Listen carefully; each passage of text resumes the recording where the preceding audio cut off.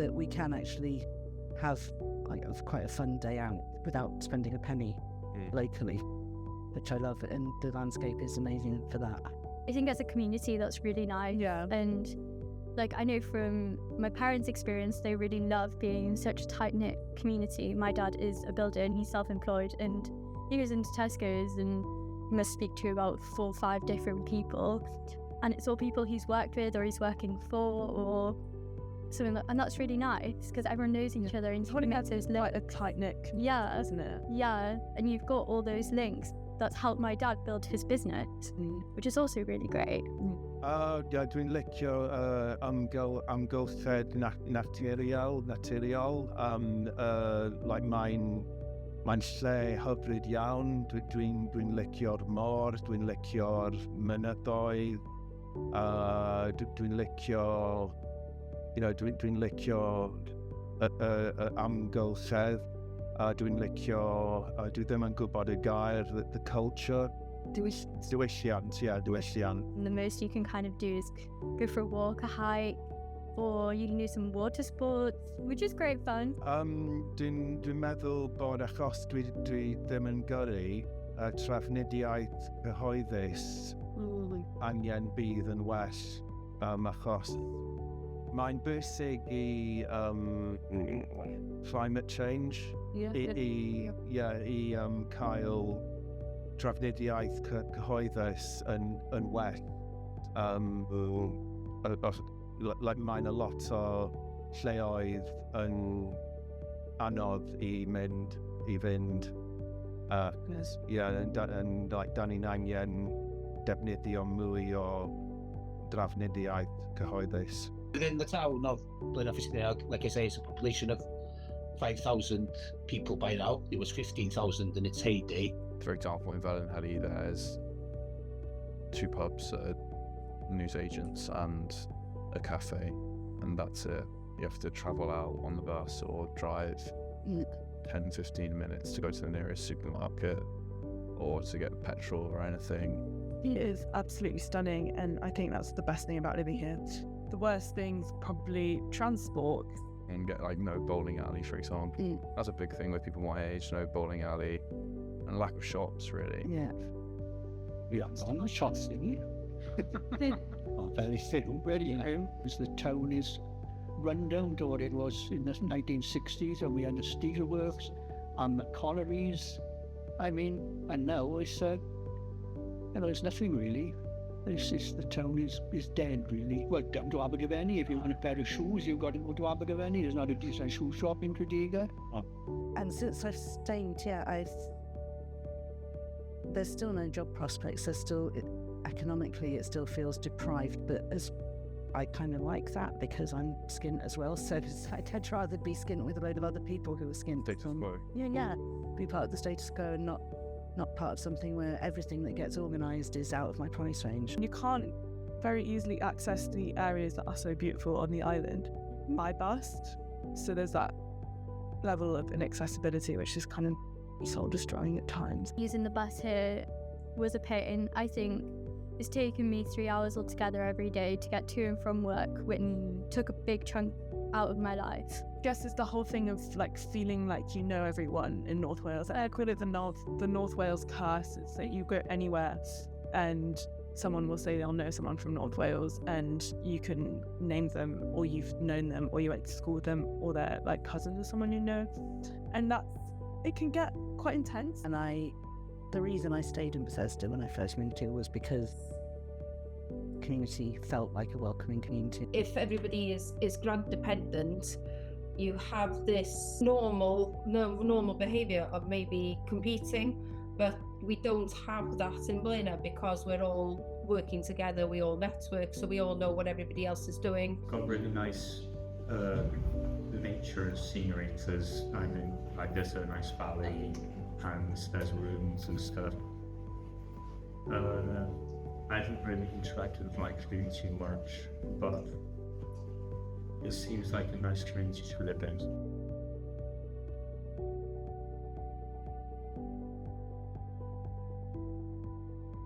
I would like to still be in employment, even if it's only part-time, because I still think that I got something to give. And there's not many job prospects where I don't see myself staying here for the long term. And I hope that Wales becomes independent and we become a small socialist, anarcho-socialist republic stuck on the edge of Britain. But it's possibly that's a way far in the future. I would hope that we get more green industry here because we have got so much natural resources, and that green industry does actually then provide a lot more jobs for young people to stay in the area. There's not going to be the real drive that's needed to get more things for young people if all the young people are Leaving, yeah. Obviously, you did a degree in education. I did one in international development and international relations. And I think I had the anxiety of feeling like I wouldn't be able to get a job in this kind of sphere. Imagine if one day every single volunteer in Britain said, no, for 4 years. Give it a year. Yes. You'd watch society crumble, and then you realise that the people who are holding up the government are the people who volunteered. People in our generation can agree that the anxiety of, well, we just don't think we'll ever be able to buy a house. That's right. No. Buying a house doesn't feel like it's a possibility, where like our parents probably had it easier with that, and now like there's the landlords rip us off and they take our deposits and they steal all our money, and we said some dignity and everything, and it's really stressful. Fears specifically for the future of Wales. My fears for the future are for the planet as a whole. I think Wales doesn't stand a chance of whatever changes we make in Wales, if they're not in line, if they're not echoed or connected to changes in central government, and that's not connected to changes on a global scale, then it's all a bit bloody pointless, really, because it's the big businesses and the big money that's really, really impacting the environment. I do feel like it's some sort of greenwashing, just making us all feel like it's down to us to just not take that carbon and go on a plane. Obviously, climate change, big fear. That's a massive fear. Bringing a child into this world terrifies me, and I'm not considering having kids based on the current climate crisis and the absolute state this world's in. A syniad bod bobl ifanc rwan yn mynd I cael lle o fewn I cymuned I breuddwydion wahanol, I ddychmygu'n gwahanol, I siarad efo'i ffrindiau eto, ac I ddychmygu dyfodol gwell. I think it's nice to preserve our heritage. Yeah, stopio bobl ifanc breuddwydio bod nhw'n gorfod mynd o yma I fod yn llwyddiant, a bod aros yn eu cymuned yn llwyddiant hefyd. I hope it grows, to be more investment, more opportunity. I hope Wales gets a fully nationalised transport system. Fi yn gweld nifer o bethau yn digwydd. Dwi'n meddwl mae angen I mwy digwydd. Ond mae gen I ffydd bod ymateb yn dod. Ella dim cweit digon cyflym.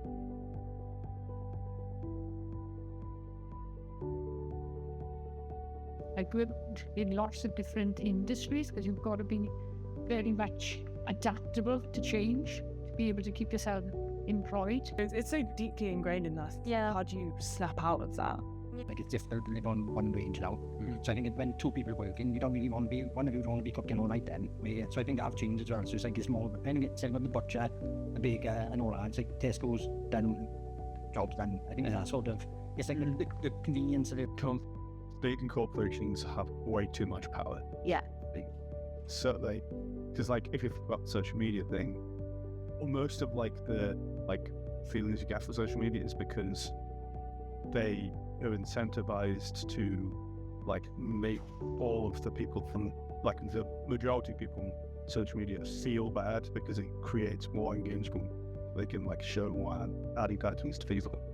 So like the companies will actually want you to feel bad about yourself to try and like get themselves over the film. Yeah, it's so like having, I guess, laws to prevent that is like one of the main things. Insight as well, see, because that profit from that, you had 20 shops, that profit went back into a fund. So like same like what's now. So every pound this goes into local community, 60% gets spent locally. But then if you're spending that money in Tesco, that money's getting fill it out.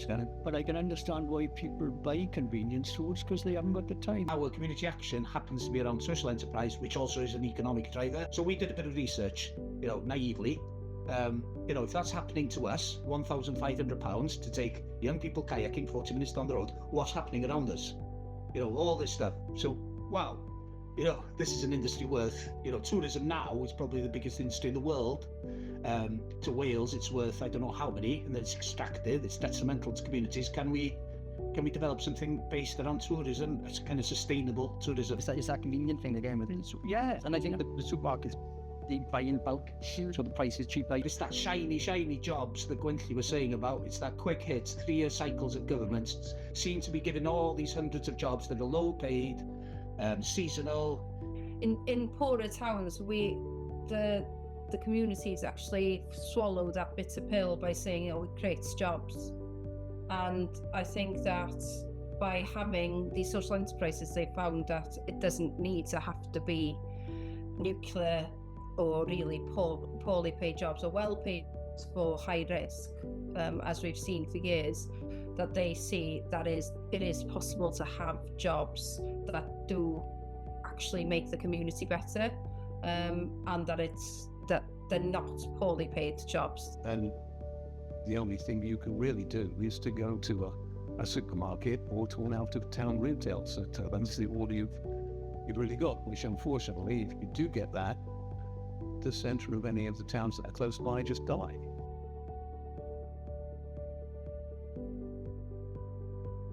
I feel like the reason why these climate change policies aren't being implemented and aren't being implemented fast is because we've got this focus on growth and we've got this focus on economic growth, and anything that slows down GDP or makes our economy smaller or whatever, which might be investment in green energy, electric cars, less plastic, all these things, like it's just not profitable enough for the government to be able to pass it or want to pass it, because everyone's so focused on economic wealth and growth and buying things, and like our brain is so wired to that, like a constant competition as to who can provide the lowest price all the time. That's a global system that's been in place for centuries. So it's so deeply ingrained in us. Yeah. How do you snap out of that? The internet, as you just mentioned, I think that's been a nail in the coffin of where more business things. I mean, the economy that we have now is all very well if you own your own business. And there's this argument with Labour at the moment about what is a working person. Anybody that owns a business is working. But I think they're talking about employees rather than employers. And there's always the problem that, people go into business to make money. It doesn't necessarily filter down.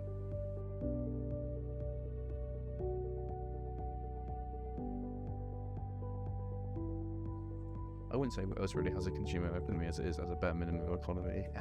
Interesting, yeah. Where the bare minimum is provided, especially in North Wales.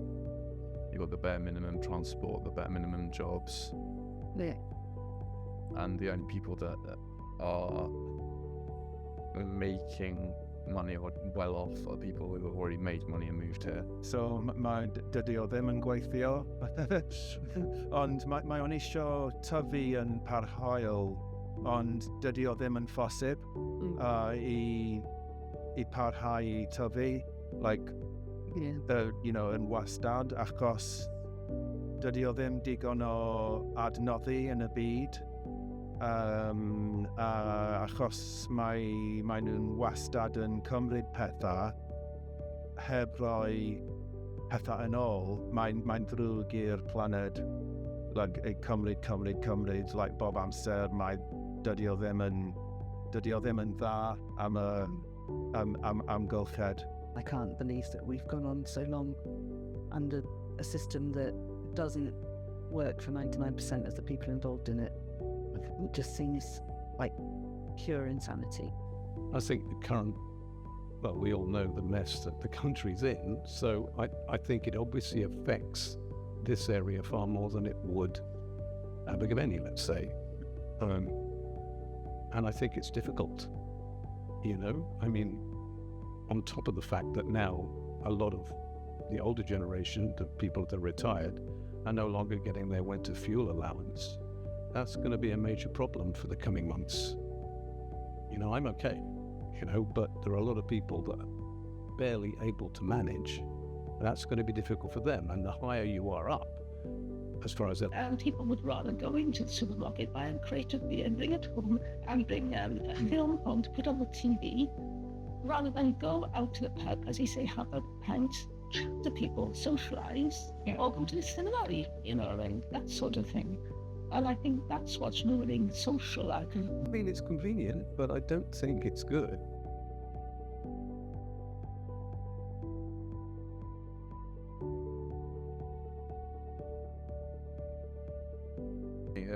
Is how the economy will focus on focusing more on the individuals that make up the economy, not the companies that benefit from the economy, and promoting individual growth. And I think it would be an economy possibly where people's time was more valuable than stuff and profit. Mae'n gwerthu pethau mwy na bres. Mwy na bres. Ie, fel ti'n iawn yna, lle mae'n gwerth. Mwy na bres, yeah. I like to support, so we go to butchers in front of me actually, which is a decent way. Yeah, it is. He's a very, very good butcher. You know his meat is good. Yeah. He buys it locally, and that's very important to me because he's supporting the local farmers. You know. But I like the individual conversations you can have in these little places. It's far more valuable to me that I've helped the community, all right, and I've got to travel for it, but I've helped that little fella to keep his butchers open or whatever. The next generation is coming along, his son is doing it now. But I like to know what I'm eating. A wellbeing economy can't be focused on growth. It's got to be focused on sustainability rather than growth.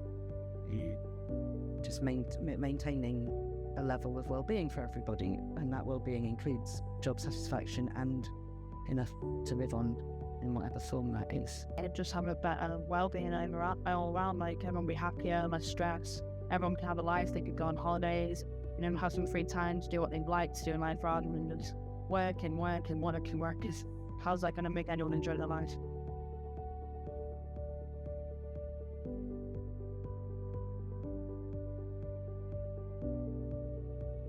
Maybe investment into that area, into young people, and letting them build something for themselves rather than having to squabble over, you know, a handful of jobs.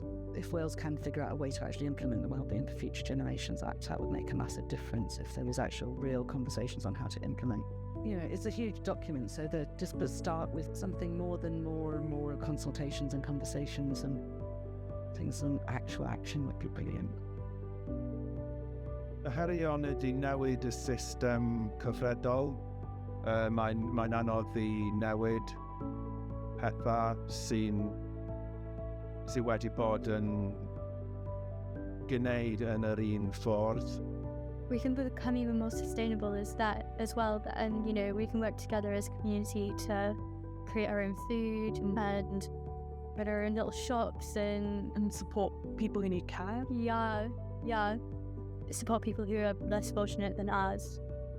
You take put the dignity back into support, because a lot of people don't want to ask for support if income, and I think that's the only way out of this. Everybody gets enough money to live comfortably. It's going to take a generation. We're still planting seeds. So you break down those silos, but you also break down those competitive natures that comes with what naturally happens with grants. It's definitely important to start thinking about what is making us happy, and maybe also think about our future and the next generation. Like, I feel like we stop thinking about ourselves and thinking about everything that we want, and start thinking about how we can support each other and how we can prepare our next generation to live a more fulfilling life, a more satisfied life. It's about giving people within their community time and space to think about their community, and then the leaders, which local authority or government or whoever they need to realise their role within facilitating community action